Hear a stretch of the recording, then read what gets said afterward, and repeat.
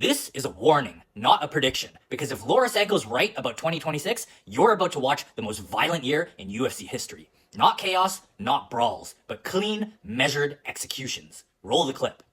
I think the trend is going to continue to be violence. And I know that that's a very general thing to say, but I think that there is so much talk now around rewarding violent fighters and rewarding finishes and the striving for finishes. I think that there is this feeling in the atmosphere that with this new broadcast partner, we need to show these people what fighting really is. Like we are going to have a new audience without this paywall.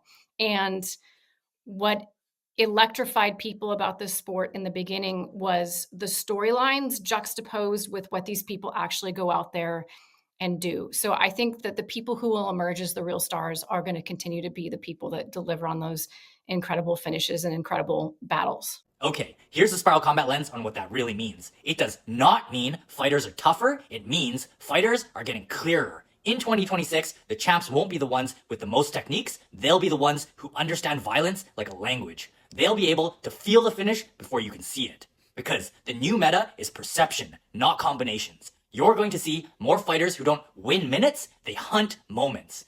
Every exchange is a simple question. Are you hurt or are you lying? And the best guys will be violently curious. Not reckless, not wild, but clinical. And here's the part nobody wants to admit. In 2026, the most dangerous fighters won't just be finishers, they'll be finishers with a microphone. Because if you can't sell the story, you don't get the stage, and if you don't get the stage, you don't get the bodies to bury.